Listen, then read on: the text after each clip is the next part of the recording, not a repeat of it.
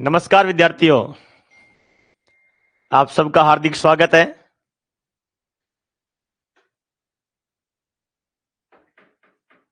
आज हमारी कक्षा है वह दूसरी कक्षा है अध्ययन की। वर्णमाला संबंधी परिचय चल रहा है। कल हमने ध्वनि संबंधी कुछ परिचय पढ़ा था कि अशुद्ध कौन सी है, शुद्ध कौन सी है। जो अब अशुद्ध बन गई है वे यदि आ रही है तो वे सब सारे के साथ संस्कृत के होते हैं। इस तरह से हमने कुछ पढ़ा था। अब वर्णमाला में आगे बढ़ते हैं और शुरू करते हैं वर्ण से। आज का हमारा विषय है वर्ण। वर्ण किसे कहते हैं? देखिए, वर्ण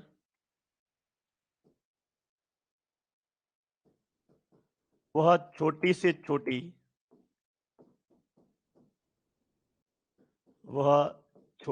छोटी ध्वनि है जो कान का विषय है। कान का विषय है और इसके टुकड़े नहीं किए जा सकते।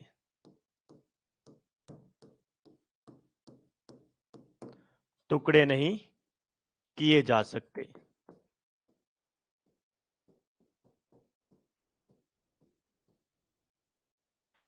यह वर्ण है। इसका मतलब है, इसमें क्या लिखा है? तो वर्ण वह छोटी से छोटी ध्वनि है जो कान का विषय हो, जिसके टुकड़े नहीं किए जा सकते, उसे यानी वो वर्ण है। तो इसका मतलब वर्ण वास्तव में क्या है? ध्वनि है। ठीक है, वर्ण वास्तव में क्या है? ध्वनि है। अतः वर्ण वास्तव में ध्वनियों के लिखित रूप हैं। ध्वनियों के लिखित रूप है। ये हैं आपके वर्ण। ध्वनियों के लिखित रूप हैं। ठीक है, यानी ध्वनि का जो लिखित रूप है वह वर्ण है। लिखित रूप है अर्थात इसको एक और नाम से भी जानते हैं, प्रतीक चिन्ह है। प्रतीक चिन्ह है किसके? ध्वनियों के। कौन? वर्ण। ये आपको ध्यान रखना है। जब ये ध्वनियों के लिखित रूप है तो ध्वनियों की तरह इनके भी दो प्रकार हैं। ध्वनियों के समान ही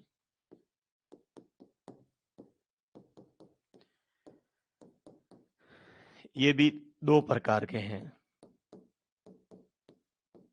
दो प्रकार के हैं जो है, मतलब ये दो प्रकार के हैं। दो प्रकार कौन से हैं उसे देखिए आप। पहला स्वर और स्वर, ये रहे आपके सामने। एक बार लिख लेना। अभ्यास बहुत महत्वपूर्ण विषय है, ध्यान रखना, बहुत महत्वपूर्ण है। करत करत अभ्यास ते जड़मती होत सुजान।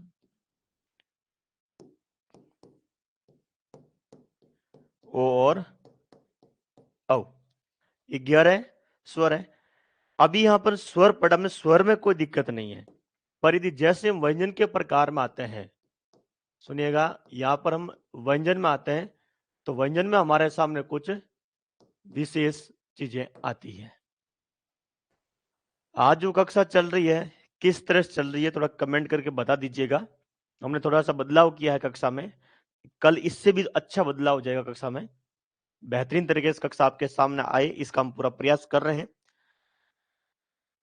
पहले दिन जो हमारी कक्षा थी उसमें आपको कुछ चीजें ऐसी मिली थी जो आपको इरिटेट कर रही थी। दूसरे दिन कक्षा थी उसको ठीक था, कल और ठीक थी। आज कुछ और चीजें हैं जो मेरे पास सुझाव आ रहे हैं, मैं उसको ठीक है फॉलो कर रहा हूं और आपके सामने रख रहा हूं। व्यंजन क्या होता है इन्हें देखिए आप। अब व्यंजन ध्वनि नहीं ले रहे, हम व्यंजन वर्ण पढ़ रहे हैं, और व्यंजन ध्वनि और वर्ण में कुछ अंतर है वो आपको देखना होगा। ये क ख, ये आपको एक बार वापस लिखने होंगे। इनका लिखने का मतलब ये है, यही एक, देखिए सुनिएगा, ये जो 4-5-6 घंटे एक साथ चलेगी ना, यही आपके लिए जड़ है पूरी की पूरी। इन्हीं में आपको तकलीफ आ रही है। आप ये चाहते हो कि हमें सीधी संधि पढ़ा दे, संभव नहीं है। विद्यार्थी तो यहां तक जाता है कि मुझे सीधा परीक्षा में बैठा के पास कर दें। ऐसा होता नहीं है। ऐसा होता नहीं है चीजें। ये क। अब सुनिएगा, ये जो हमने क लिखा है, ये क शुद्ध व्यंजन नहीं है, ये अशुद्ध व्यंजन है। ये क है, अशुद्ध व्यंजन है। ध्यान रखना इसका। हमारे देखिए, हमारे पाठ्यक्रम में इसकी कोई उपयोगिता नहीं है। इसकी उपयोगिता है, ठीक है, ये अक्षर रूप में है, व्यंजन के रूप में इसकी कोई उपयोगिता नहीं है। क्यों नहीं है? हमारे यहाँ पर उपयोगिता इसकी है। नीचे जो ये जो, ठीक है, तिरछी रेखा, ये इसके साथ में इसकी हमारी उपयोगिता है, इसके साथ उपयोगिता नहीं है। क्यों नहीं है? क्योंकि क के साथ में जब अ मिलाते हैं तो क बनता है पूरा। तो ये दो वर्ण हो जाते हैं हमारे यहाँ पर। भाई हम जो व्याकरण पढ़ने वाले हैं, संधि, उपसर्ग, प्रत्यय, समास, जो भी हम पढ़ने वाले हैं आगे जाकर, ठीक है, उनमें यहाँ पर हम कितने मानते हैं? दो वर्ण मानते हैं। ठीक है, अब संधि में तो ये देखिए, ये स्वर व्यंजन युक्त हो जाता है। इसको हम बोलते हैं कि मान लीजिए धन के पहले क्या आया? कि क आया है। क नहीं है, धन के पहले अ मानेंगे। क्यों? क्योंकि यहाँ पर देखिए अ इस रूप में आ रखा, क के साथ में अ। तो हमने जो ध्वनि पढ़ी थी, ध्वनि बोलने में काम आती है, व्यंजन लिखने में काम आते हैं, देखने में काम आते हैं। ध्वनि सुनने में काम आती है, बोलने में काम आती है। यही है। हम जो भी यहाँ पर पढ़ने वाले हैं, हमारा संबंध देखने से है। सुनिएगा, हमारा संबंध देखने और पढ़ने से है। हमारा संबंध कहीं पर भी, जो हम परीक्षा में हॉल में जाकर बैठेंगे, बोलने और सुनने से नहीं है। ये भी आपको पता होना चाहिए।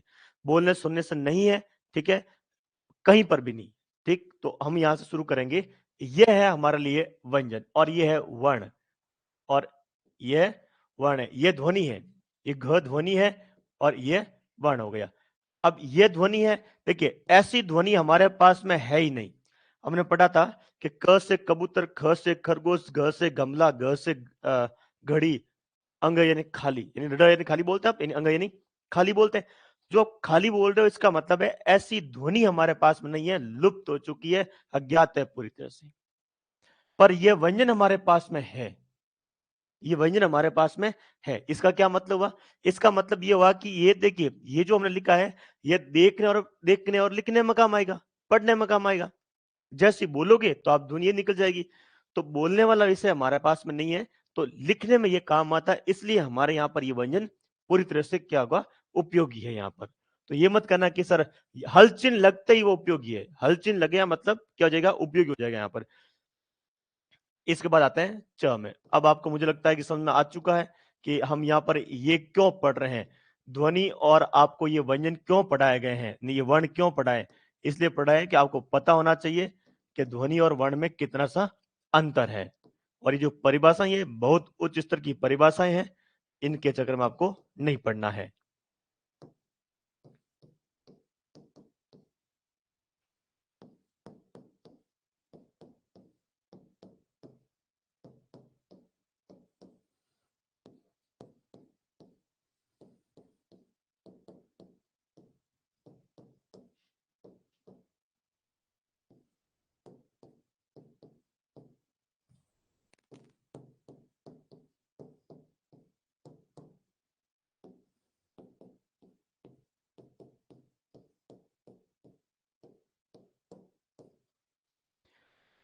देखिए, ये लिखे हुए हैं, ये है आपके व्यंजन, और ये हमारे लिए अति उपयोगी है। ठीक है, तो जब भी आपको व्यंजन कहा जाए, आप हल चिन्ह के साथ में उसको समझेंगे और हल चिन्ह के साथ भी मानेंगे। लिखिए आप इन्हें, लिखिए आप, लिखो भाई।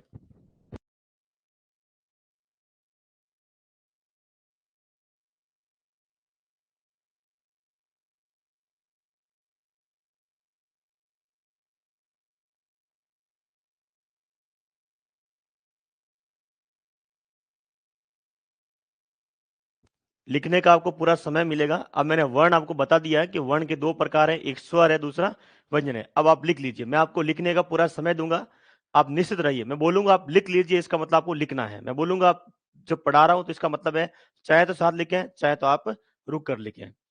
ठीक है भाई, अभी आप लिखिए। आज हमने ये सिस्टम शुरू किया है कि जब भी लिखने का होगा, उसमें स्क्रीन पूरी आपके सामने आ जाएगी। मैं आपके सामने नहीं आऊंगा, मैं आपके सामने नहीं आऊंगा। ठीक है,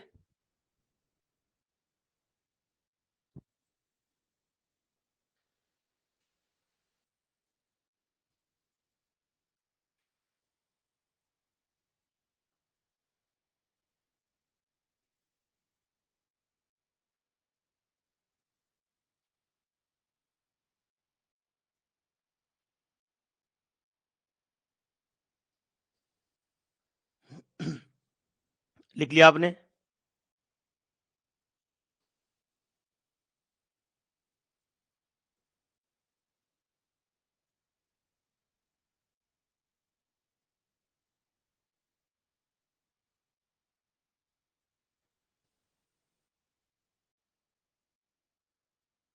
लिख लिया, आगे बढ़े। अब ये लिखिए आप, और हल चिन्ह लगाना।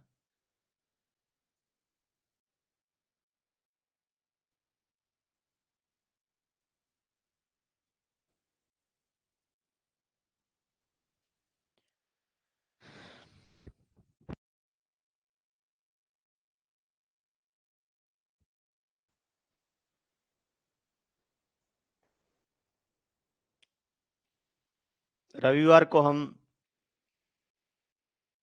आपस में चर्चा करेंगे, समय में बता दूंगा मैं आपको।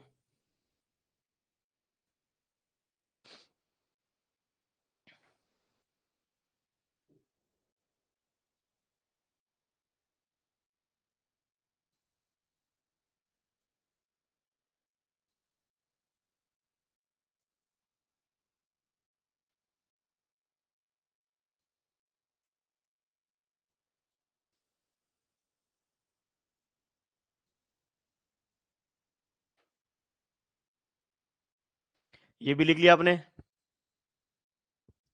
ठीक है, अब आगे बढ़ते हैं। अब देखिए, इनमें और जो हमने स्वर व्यंजन व्यंजन पढ़े थे, इनमें अंतर क्या है, ये भी आपको एक थोड़ा सा समझा देते हैं। यहां पर एक आपको नोट लिखना है। नोट में यह है कि देखिए, ये जो हमने क लिखा है, ये अशुद्ध व्यंजन है। सुनिएगा, यह अशुद्ध व्यंजन है। इसको कभी शुद्ध व्यंजन मत मानना, और व्याकरण पूर्णतः शुद्ध व्यंजनों को लेकर चलता है, ठीक है। अशुद्ध व्यंजन है, क्योंकि देखिए, क्योंकि इसके साथ अ है, इसके साथ अ है,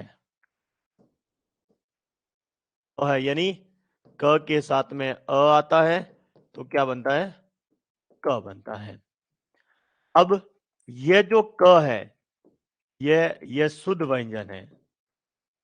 ये जो हमने क लिखा है, यह शुद्ध व्यंजन है, शुद्ध व्यंजन है, ठीक है। और इसकी ही देखिए, इसकी उपयोगिता व्याकरण में है। व्याकरण में इसकी क्या उपयोगिता है, शुद्ध है, और व्याकरण में, व्याकरण में इसकी उपयोगिता, इसकी उपयोगिता अधिक है, ठीक है। अधिक इसलिए लिख रहा हूं कि उसकी तो है, पर जैसे अब संधि, शब्द रचना, ये सब पढ़ते हैं ना, इनमें केवल इन्हीं की उपयोगिता है, बाकी किसी और की उपयोगिता नहीं है, ठीक है। अब इसके बाद हम आगे बढ़ते हैं, तो ये भी एक बार लिख लीजिए।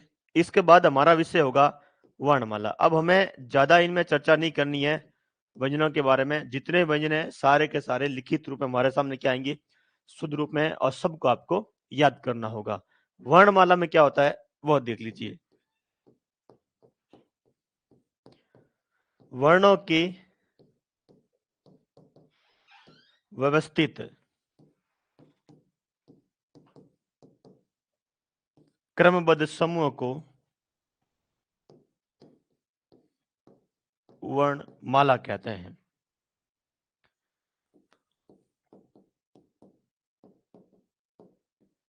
वर्णमाला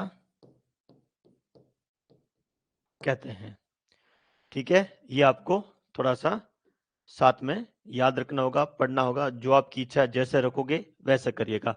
इन्हें लिखिएगा, इन्हें लिखिए आप।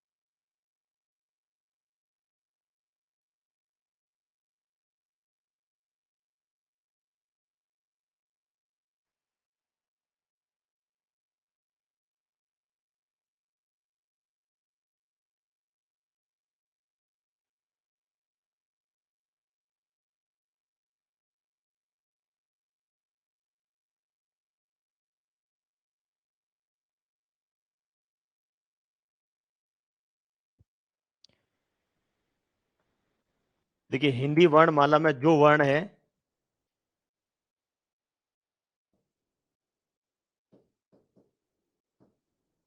जो वर्ण है उनका क्रमबद्ध रूप इस प्रकार है।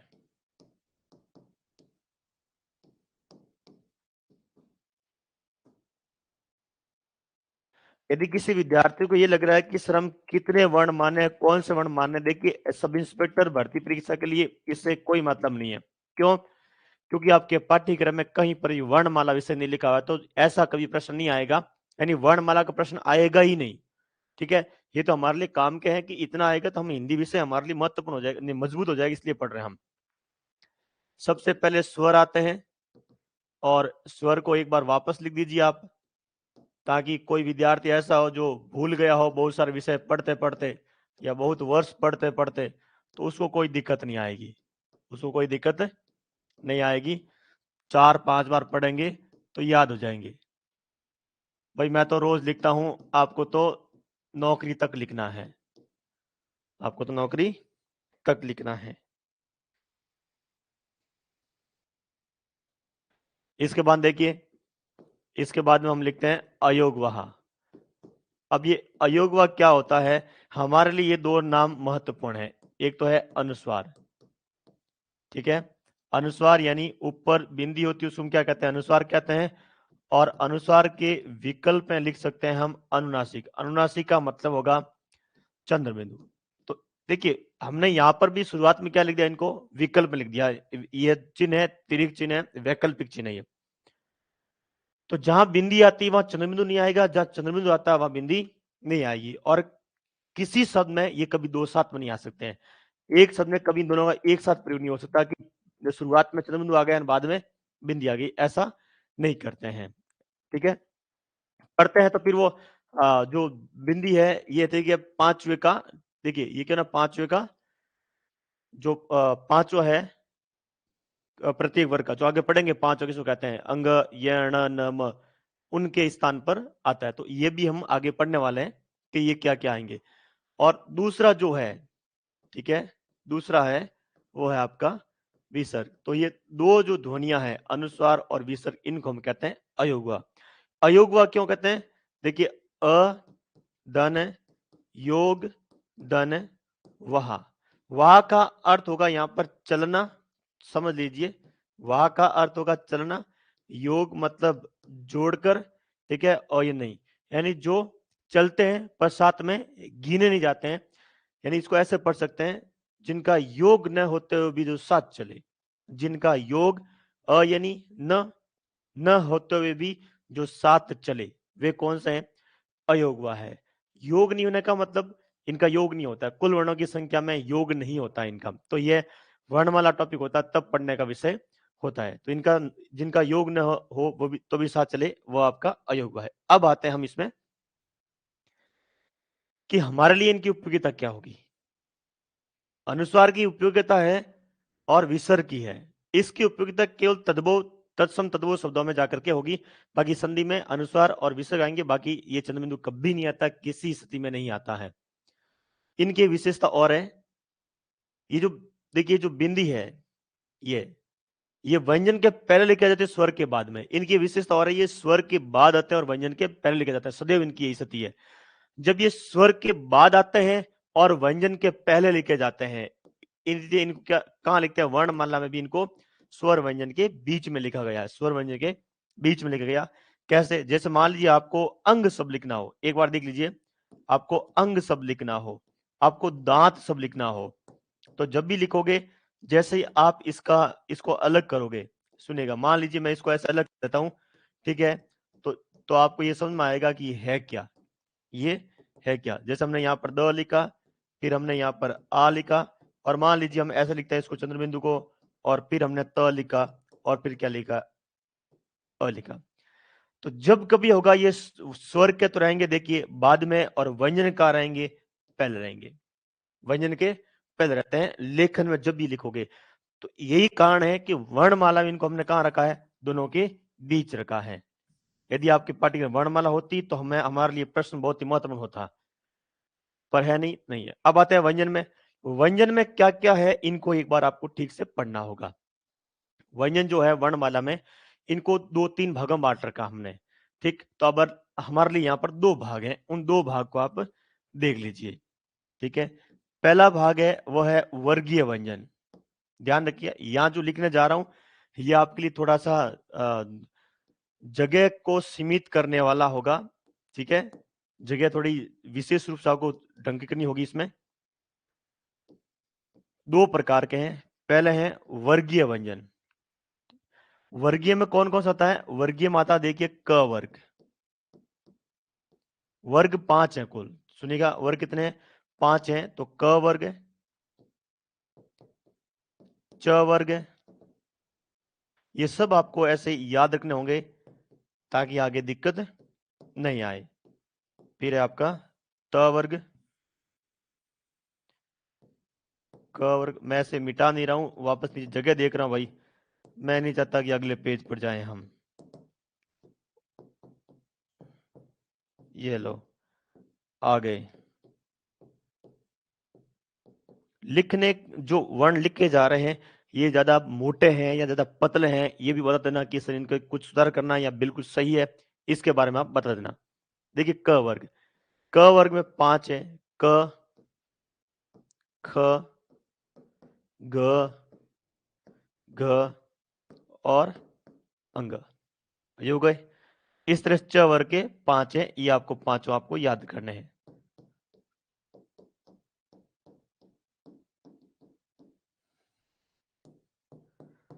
आप लिखिए, आप इन्हें लिखिए आप।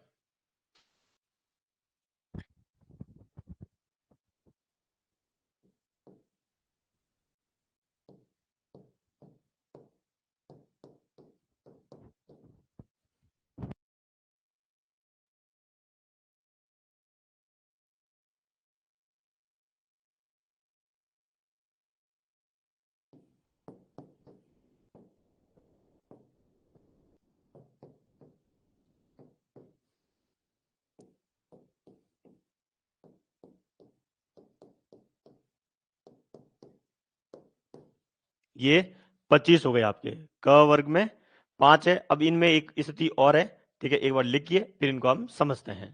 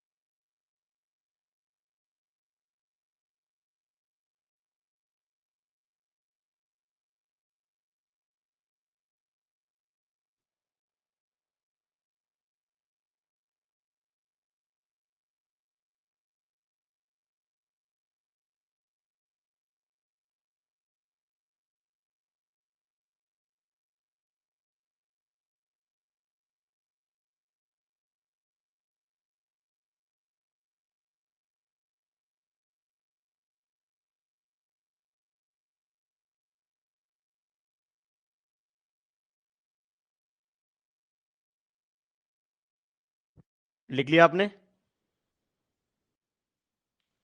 लिख लिया हो तो अब याद रखना, ये पहला जो प्रकार आया, देखिए इसमें वर्गीय व्यंजन है। इनमें जितने आपने व्यंजन लिखे हैं, इनमें एक बात ध्यान रखना कि प्रत्येक वर्ग का पहला, हम बोलते हैं, मान लीजिए प्रत्येक वर्ग का पहला यदि बोला जाए, तो ये जो पहला लिखा ना, ये पहले वाले क च ट त प, ये प्रत्येक वर्ग का पहला व्यंजन है। अब मान लीजिए जैसे हम आगे पढ़ेंगे, बोलेंगे प्रत्येक वर्ग का पहला व्यंजन, तो आपको पता होना चाहिए क च ट त प ये पहला है, और ये दूसरे हैं, ये तीसरे हैं, ये चौथे हैं, और ये पांचवे हैं। तो आपको पता होना चाहिए कौन से हैं। अब आपको यदि याद नहीं हो सारे के सारे ऐसे एक सीधी रेखा में, खड़ी रेखा में नहीं, ऐसे खड़े रूप में, तो ध्यान रखना पहला, तीसरा, पांचवा तो हर हाल में क्या करना, आपको याद करना है। ये आपको करना होगा। यदि आपने ऐसे याद कर लिए तो आगे कोई दिक्कत नहीं आएगी। अब आप चाहेंगे हमें जुत कहाँ पड़ेगी, पड़ेगी केवल क ख आपको आते हैं, ये जरूरी नहीं है। आपको ये आना चाहिए क च ट त प, ख छ ठ थ फ, ठीक है, गजर दब, ऐसे एक साथ बोल सकते हो आप, इतने ऐसा आपको याद होना चाहिए, तब इसमें क्या आएगा, पढ़ने में आगे मजा आएगा। इसलिए मैं आपको पढ़ा रहा हूँ कि चीजें पता है। कोई क्या, ये तो वर्णमाला पढ़ा रहा है, क ख पढ़ा रहा है। अरे क ख एक बच्चा पढ़ता है क से कबूतर से, और हम पढ़ते हैं वर्ग का पहला, ठीक है, वर्ग का दूसरा, वर्ग का तीसरा, ठीक है, ट वर्ग का पांचवा। इस तरह से हम जो भाषा बोल रहे हैं, ये बच्चे नहीं समझ सकते इस चीज को, ये हमें समझनी होगी, हम पढ़ पाएंगे। तो ये थे वर्गीय। अब जो पीछे बचते हैं उन्हें हम बोलते हैं अवर्गीय व्यंजन कहते हैं। तो अवर्गीय में कौन सा आते हैं, इन्हें देख लीजिए आप, ये आपको याद होना चाहिए, ठीक है। अब फिर भी मान लीजिए याद नहीं है, तो वर्गीय कितना है, ये 25 है। यहाँ पर कितने हो गए, 25 हो गए। अब अवर्ग कितने हो जाएंगे, ये अवर्गीय 8 होंगे। बस हमारे लिए 8 की उपयोगिता वो देखना है। अब इनमें ये दो प्रकार के हैं, एक है अंतस्थ। अंतस्थ में इसलिए लिखा रहा हूं कि हम थोड़ा वर्गीकरण पढ़ लें तो आपके सामने आ जाएगा, बाकी अंतस्थ की यहाँ पर हमारे कोई उपयोगिता नहीं है। क्यों, कुछ पुस्तक ऐसी है बाजार में जो अंतस्थ नाम से लेकर चल रही है, ठीक है। विसर्ग के आगे अंतस्थ दिया है, तो इस तरह से शब्दावली इन्होंने कर रखी है। व्यंजन के आगे अंतस्थ और उसमें आया, तो इस तरह शब्दावली लिख रखी है, तो वो आपको समझ आ जाएगी अंतस्थ कौन सा होते हैं। अंतस्थ में आते हैं आपके 4, य, र, ल और व। फिर आते हैं अंतस्थ के बाद में उसमें। उसमें कितने हैं, उसमें आपके 4 हैं, ये 4, ये तीनों स आएंगे यहाँ पर, ये तीनों स आ गए, और एक आ गया ह। अब ये यहां पर क्यों पढ़ना, ये जिस क्रम में जो लिखे है ना, ये सारे क्रम आपको याद होना चाहिए, एक भी इधर का उधर आपको नहीं करना है। क्यों, पहले स ये आता, बाद में ये आता, बाद में ये आता है। यदि आपने ये क्रम याद नहीं रखा तो आगे दिक्कत होगी संधि में, आगे दिक्कत होगी आपको उपसर्ग में, ठीक। दिक्कत इसलिए होगी क्योंकि ये इसी क्रम आते, तालव्य, मूर्धन्य, दंत्य, हम ऐसे बोलते हैं। ये वर्गीण हम आगे पढ़ने वाले हैं, तो ये आपको वर्ण क्रम आपको याद होना चाहिए। ये भी आपको याद होना चाहिए, क च ट त प, ऐसा नहीं है क ट और फिर च त, इस तरह से आपको नहीं पढ़ना है। जैसे बहुत सारे विद्यार्थी होते हैं जो इस विद्यालय शिक्षा पास कर आते हैं, फिर महाविद्यालय पास कर आते हैं, फिर बीएड करके आते हैं, और आते आते वर्णमाला भूल जाते हैं। क बोले, क बोले, क से बोलना कि क ख घ घ ड़, और फिर ट ठ बोल देते हैं, फिर आता है च च। मतलब ये आपको क्रम याद होना चाहिए, ये क्रम आपको याद होना चाहिए, इसलिए आपको पढ़ा रहा हूं मैं, और जिन्होंने पढ़ रखा है उनको ये याद होगा। तो इन्हें एक बार लिख लीजिए, ये आपके लिए उपयोगी है। इसके बाद में वर्णमाला में हमारे लिए जो उपयोगी है वो है संयुक्त व्यंजन। कौन से व्यंजन, संयुक्त व्यंजन। अब संयुक्त व्यंजन में कौन सा आते हैं ये भी देख लीजिए। संयुक्त व्यंजन में आएगा, देखिए क्ष, अब इसको पूरा लिखो आधा लिखो कोई फर्क नहीं पड़ेगा, ठीक है। ये लिख रहा हूं क्ष, फिर लिखा त्र, फिर लिखा यहाँ पर ज्ञ, और फिर लिख रहा हूं स्र। ये जो ज्ञ लिखा है ना, इसको हम ज्ञ बोल, देखिए बोलते ज्ञ है, लिखते ज्ञ है। जो बोला जा रहा है वो अर्थसम उच्चारण है, और लिखा जा रहा है वो संस्कृत का है। हिंदी में क्या, हिंदी में ज रूप आता है, वो हम पढ़ नहीं रहे इसको, पर हमने इसको इस रूप अपना लिया, तो वो देख लीजिए। अब ये जो लिखा है ये किस रूप में है वो देख लीजिए। क, फिर आएगा यहाँ पर देखिए, क के बाद में यहाँ पर श है, और फिर बाद में कुछ भी नहीं है। क्यों नहीं है, क्योंकि हमने यहाँ पर हल चिन्ह लगा दिया। अब आप कहीं हल चिन्ह लगाते हैं क्या, बिल्कुल लगाते हैं, देखिए हल चिन्ह बिल्कुल लगाते हैं, ठीक है, नहीं लगाना कोई दिक्कत नहीं। लक्ष्मी लिखते हैं हम, ठीक है, जैसे हम लिखते हैं लक्ष्मी, तो इसमें श क्या आता है, आधा आता है, तो हल चिन्ह भी हमारे सामने होना चाहिए। और फिर आते हैं यहाँ पर त्र, किससे बना है, त्र बना है त और र से मिलकर बना है। फिर ये किससे बना, ज और य से मिलकर बना है। और ये किससे बना, ये स और र से मिलकर बना है। ये आपके लिए उपयोगी है, ये आपको पढ़ना होगा। लिख लिया। अब आप चाहें तो इनको इस तरीके से भी लिख सकते हैं। अब यदि आप चाहते हैं कि नहीं मुझे तो ये रखना, देखिए मैं दोनों लिखा रहा हूं आपको, मैं दोनों लिखा रहा हूं।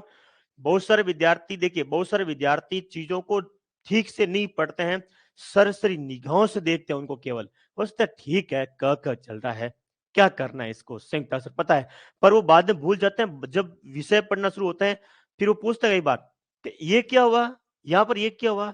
देखिए भैया, हल चिन्ह है मतलब साथ में स्वर नहीं है, हल चिन्ह नहीं है, तो इसका मतलब ये हुआ कि आप ये मानेंगे क के साथ में यहाँ पर क्या है, स है, और साथ में क्या गया, अ आ गया। मेरा कहने का मतलब ये है, आपको ये दोनों चीज याद होनी चाहिए, और दोनों ही हमारे लिए क्या है, यहाँ पर उपयोगी होगी आगे जाकर। अब इससे छोटे तरीके से मैं आपको कैसे समझाऊं, ठीक है, हमें इस छोटे तरीके से समझाना पड़ता है। और जो विद्यार्थी, देखिए, जो इतने शार्प माइंड के विद्यार्थी होते हैं, ठीक है, वे तो समझ जाते हैं कि सर ने कहा हल चिन्ह लगेगा मतलब अ साथ में आ जाएगा। और कुछ, ठीक है, एक सामान्य स्तर के विद्यार्थी होते हैं, उनको क्या कि छोटी छोटी चीज समझानी पड़ती है, उनको पकड़कर छोटी छोटी समझानी पड़ती है कि लो भाई ये चीज देखिए, आप ये आपके लिए इस तरह से लिखे तो इस तरह लिखना, और ऐसे लिखे तो ऐसे लिखना। तब उनको लगता है हाँ सर अब आ गया समझ में। वे वाले विद्यार्थी ध्यान दें, हल चिन्ह हो तो अ नहीं होगा, और हल चिन्ह नहीं है तो फिर यहां पर अ होगा, ठीक है। और बाकी दोनों में कोई अंतर नहीं है, पर जहां तक मुझे पता है बड़े बड़े भूल जाते हैं इन चीजों को, ठीक है। ये थे। इसके बाद में व्यंजन में आते हैं, तो आगे एक और वर्णमाला बन जाता है जिसको हम क्या बोलते हैं, उत्क्षिप्त बोलते हैं, ठीक है, या जिन्हें द्वितीय गुण भी कह सकते हैं हम, जिनमें दो गुण होते हैं, ठीक है, जिन्हें द्वितीय गुण भी कह सकते हैं। दो गुण है, एक तो है देखिए आपका ये द, पहला गुण तो है इनमें ये वाला, और दूसरा गुण है इन्हीं ध्वनि परिवर्तन होने पर नीचे वाला है। इनके साथ मैं एक बार लिख देता हूं, संधि में इनकी कोई उपयोगिता नहीं। सुनिएगा, संधि में कोई उपयोगिता नहीं, उपयोगिता नहीं। तो अब ये एक पंक्ति यहां पर लिख दी हमने, तो आपको पता होना चाहिए उपयोगिता नहीं, कि जिन शब्दों के नीचे नुक्ता लगता है वह संधि का उदाहरण कभी बनेगा भी नहीं, और कभी आप उसको बना भी नहीं सकते, ये आपको पता होना चाहिए, ये आप लिखिए।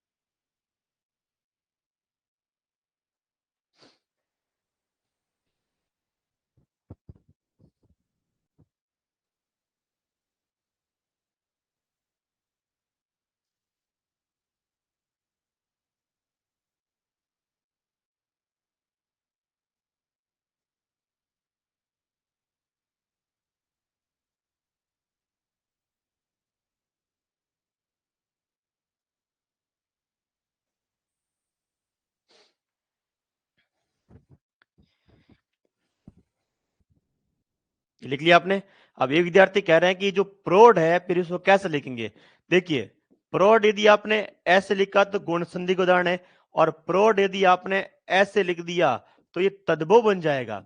ये क्या बन जाएगा, तद्भव बन जाएगा। इसमें संधि कैसे करोगे आप, जो संधि करने के लिए नुक्ता हटाना पड़ेगा, क्यों, क्योंकि ये हिंदी की है, तो ऐसे नहीं होता है। ये देखिए, देखिए वो गैला जमाना गया, ठीक है, जब पेपर बनता जो है वही कर लिया हो, ठीक है। वो दौर अभी अभी भी चल रहा है, वो आधा गैला दौर चला। अभी पहले देखिए 2016 17 18 तक दौर क्या था, गैला दौर था। जो पूछ लिया परीक्षक ने वही मान लिया, परीक्षा में बैठ गया तो हमें तो नौकरी चाहिए, बस ऐसी मानसिकता से विद्यार्थी जाते हैं और बैठते हैं और पढ़ते हैं। उनको कोई मतलब नहीं है कि सही क्या है गलत क्या है, कोई 2 4 100 विद्यार्थी इसके पीछे पढ़ते हैं, सही करवाते हैं। 18 के बाद में अभी तक जो जमाना है वो आधा गैला आया है। क्या, आधा गैला आ गया, कि विद्यार्थियों को पता तो चल रहा है पर पूरी बात पता नहीं चल रही है। 25 के बाद का जो जमाना है, 25 20 के बाद में वो गैला जमाना नहीं रहेगा। वहां एक एक चीज पढ़नी पड़ेगी। जब आप परीक्षा ले रहे हैं तो आप नुक्ते का प्रयोग क्यों कर रहे हैं, क्यों, कि नुक्ता किसका, हिंदी का है, संस्कृत में है नहीं, ठीक है। तो बिना तो फिर फर्क क्या है, ये रहा नहीं और नहीं का। अब आपके इससे क्या फर्क पड़ता है, फर्क पड़ता है, ये देखिए, ये लिखा हमने गुड, और हमने लिखा ये गुड़। आप तो कल कह देंगे गुड़ कौन सा, संस्कृत का है। संस्कृत में, हिंदी में जो शब्द है ना गुड़, जो मीठा होता है जिसको खाते हैं, जिसे चूरमा बनाते हैं, वही है ये गुड़। इसी को संस्कृत में क्या लिखा हुआ है, क्या लिखा हुआ है, गुड लिखा हुआ है। आपने संधि पढ़ी थी, पढ़ी नहीं है पढ़ लेना, गुडोधन, सुनना, गुडोधन, ठीक है। गुड धन ओदन, गुड धन ओदन, ओदन यानी धान चावल, ठीक है। गुड़ यानी गुड़ मिश्रित धान चावल, हम ये कहते हैं। तो फिर उसमें हम गुड़ोदन लिखेंगे क्या इसको? क्या गुड़ोदन करेंगे? नहीं करेंगे। जब इसको नहीं कर रहे हो तो फिर इसको क्यों कर रहे हो? ये जो भेदभाव चल रहा ना ये सुधर जाएगा, ये धीरे धीरे समय लगेगा इसको। तो आपको ध्यान रखना, ये प्रौढ़ हमारे संधि में काम का नहीं है। लिखते हैं दोनों को इतना ही है। अब देखिए हिंदी करनी है, ये रहा साहब प्रौढ़ और गुड़। संस्कृत करनी है, नुक्ता हटा दीजिए, आप नुक्ता हटा दीजिए। ये मैंने मेरी पुस्तक में लिख रखा है। सुनिए, ये मेरी पुस्तक ने मैंने शब्द शुद्धि में लिखा था इनको। कहाँ लिखा? शब्द शुद्धि में बहुत ढंग से लिखा है कि दोनों ही शब्द सही है, आप गलत नहीं कर सकते, पर दोनों में इनका अंतर है। शब्द शुद्धि पढ़ना कभी उसकी पता आपको चल जाएगा। तो ये था हमारे पास में वर्णमाला जिनकी उपयोगिता हमारे पास है। लिख लिया आपने? इनके अतिरिक्त देखिए, इनके अतिरिक्त आगत वर्ण कितने हैं? आगत स्वन बोलते हैं इनको। वास्तव में क्या बोलते हैं इनको? स्वन बोलते हैं, यानी ध्वनिया। आगत ध्वनिया कितनी है हमारे पास में, उनको देखते हैं। एक देखिए हमारे पास में अ है। कौन सी है? अ है। जब आप विदेशी भाषा का शब्द पढ़ोगे तब ये चीज आपके लिए काम आएगी। ये जो अ लिखा देखिए हमने अ, ये वास्तव में क्या है? आ और ओ के मध्यवर्ती ध्वनि है। आ और ओ के मध्यवर्ती ध्वनि है। इसको क्या बोलते हैं? आ बोलते हैं। इसको क्या बोलते हैं? ओ बोलते हैं। क्या बोलते हैं? ओ बोलते हैं। ठीक है। जैसे एक शब्द देखना, हमने यहां पर क्या लिखा है? देखिए हमने क्या लिखा है यहां पर? काल। हमने यहां पर क्या लिखा है? कोल। अब देख लेना, ये बीच ही कैसे आती है? हमने ये लिखा दो। अब लिखते हैं हम एक और लिखते हैं कॉल। इसका मतलब ये क्या आ गया यहां पर? ओ। तो इसको बोलना कैसे है वो भी आपके सामने है। आ यानी काल, काल यानी समय। इसको हम कॉल थोड़ी बोलते हैं, कॉल यानी समय नहीं बोलते हैं। और ये बोलते हम, देखिए कॉल यानी उसका कॉल आया, ऐसा नहीं बोलते उसका काल आया। उसका काल आया मतलब उसकी मौत आई है कल, ये समझ लेंगे हम। तो ये जो उच्चारण जो कर रहे हैं ना, ये पता होना चाहिए आपको कि भाई किसका क्या कर रहे हैं। तो ये काल है, ये कोल है और ये कॉल है। काल, कोल, कॉल। काल, कोल, कॉल। जब वो कॉल बोलते हो तो मुख्य जो अंदर का हिस्सा है वो फैलता है। क्या करता है? वो तो अंदर से फैलता है। तो ये वर्णमाला का विषय है। जब वर्णमाला पढ़ते हैं तब इसको विस्तृत में पढ़ते हैं कि इसका उच्चारण कैसे करते हैं। ठीक है। मुक्त तंत्र मुक्त तंत्र के जो अवयव है वो कैसे काम करते हैं, वो अलग चीज है। पर आपको पता होना चाहिए अंग्रेजी से हिंदी में आई है और केवल अंग्रेजी शब्दों के साथ हिंदी में प्रयुक्त होती है, किसी और के साथ प्रयुक्त नहीं होती है। ठीक है भाई। तो ये हमारे लिए होगा एक और। इसके बाद आते हैं क। देखिए ख, घ, झ और हमने क्या लिखा है? फ लिखा है। अभी देखिए क, ख, ग, झ और फ। फ दोनों होठ मिल रहे हैं। विदेशी जब इनको बताओगे तो यहां इनके नीचे क्या लग जाएगा? नीचे इनके एक बिंदी लगी जिसको हम बोलते हैं अधो बिंदु। अब ये जो बिंदी लगी है नीचे, सुनिएगा, ये जो नीचे बिंदी लगी है, ठीक है, ऐसे लिख दो मैं तो पता चलेगा नीचे लगी है। इसको हम क्या बोलते हैं? नुक्ता बोलते हैं। क्या बोलते हैं इसको? नुक्ता बोलते हैं, या हम बोलते हैं इसको अधो बिंदु। क्या बोलते हैं इसको? अधो बिंदु। ये अरबी फारसी यानी उर्दू और अंग्रेजी दोनों से ग्रहित है। जैसे सुनिएगा, ज और फ तो अरबी फारसी यानी उर्दू और अंग्रेजी दोनों से है। और ये क ख ग ये तीनों किससे हैं? तीनों किससे हैं? हिंदी से। अब इसके बाद में एक और है और वो है आपका ये, ठीक है, जिसको हम क्या बोलते हैं? अवग्रह चिन्ह, जिसके तौर पर कहते हैं आप। ये आपको एक याद करना पड़ेगा। कौन सा? ये वाला, इसको हम कहते हैं अवग्रह। ठीक है। ये एक संकेत चिन्ह के रूप में, ध्वनि के रूप में, जिसको हम प्लुत ध्वनि भी कह सकते हो, पर प्लुत में अलग तरीके से आता है। ये अवग्रह चिन्ह के रूप में हमारे पास में आया है। इसको हम अवग्रह का मतलब है, इसको हम लोप, देखिए लोप ध्वनि के रूप में इसको हम पढ़ सकते हैं। ठीक है, क्योंकि जब लोप होगा तभी हम इसका प्रयोग कर पाएंगे। तो ये भी आपके सामने है। कितनी होगी अब ये देख लीजिए, 1 2 3 4 5 6 और 7 है। ये 7 है आपके पास में। आगे तो गृह ध्वनियां है, ये हमारे लिए काम की है। अब हिंदी में ये जो लिखा है ना, ये आपने ये नुक्ता, तो जितने भी आपके विदेशी भाषा के जो शब्द हिंदी में आ रखे हैं, 10 विदेशी वाले, अरबी के, फारसी के, क्या इनके साथ नुक्ता लगाना चाहिए? नहीं। जब हिंदी में पूरी तरह से कोई अपना अपना बना चुकी हिंदी शब्द को, ठीक है, जब तक उसका मूल नहीं बताना हो तब तक उसे नुक्ता लगाने की आवश्यकता नहीं है। पर यदि आपको उसका मूल बताना हो तब नुक्ता लगाने की आवश्यकता पड़ेगी, अन्यथा नहीं पड़ती है। नुक्ता लगाना जरूरी नहीं है। यह मानकीकरण जो नियम है उसके अनुसार अब आ गया है। तो अब आज के बाद ध्यान रखना, आपको नुक्ता तभी लगाना है जब आपको वास्तव में उसको विदेशीपन दिखाना हो, ठीक है, कि भाई ये शब्द विदेशी का है, हम आपको बता रहे हैं कि ये विदेशी का है। ऐसा यदि आपको दिखाना हो तब नुक्ता लगाइए, नहीं दिखाना हो तो नुक्ता मत लगाइए, कोई फर्क नहीं पड़ेगा उससे, ठीक है। क्यों? क्योंकि जैसे आप राजस्थान के विद्यार्थी और पश्चिम राजस्थान के विद्यार्थी है, तो आपकी बोली में 30 से 40% शब्द है वो अरबी फारसी, ठीक है, इन भाषाओं के, अरबी फारसी, तुर्की, इन भाषाओं के प्रभाव वाले शब्द है। तो फिर आप क्या हर शब्द पर नुक्ता लगाओगे जो ये 30% शब्द आ रहे हैं इनमें? नहीं। तो हम क्या करेंगे, नुक्ता कैसे लगेगा, कैसे नहीं, इसके बारे में हम चर्चा करेंगे वापस आगे। क्योंकि कुछ विद्यार्थी बोलते हैं सर आपने नुक्ता नहीं लगाया, कि मैंने मेरी पुस्तक में कहीं पर नुक्ता नहीं लगाया, नुक्ता जरूरत पड़ी ना वहीं लगाया कि भाई हाँ यहाँ विदेशीपन दिखाना है, वही नुक्ता लगाने के लिए मुझे उसमें 10 दिन लगाना पड़े कि लगाऊं या नहीं लगाऊं, ठीक है। तो ये आपको जो भी सामग्री जो पुस्तक है उसमें एक ही चीज क्या कर रखी है, सही कर रखी है। तो ये नुक्ते वाली स्थिति आपको पढ़नी होगी। इनका संधि में कहीं उपयोगिता नहीं है। संधि में केवल देखिए इस एक की उपयोगिता किसकी है, संधि में, बाकी किसी की संधि में उपयोगिता नहीं होगी। ठीक, इसको भी आप लिख लीजिए आप, ठीक है।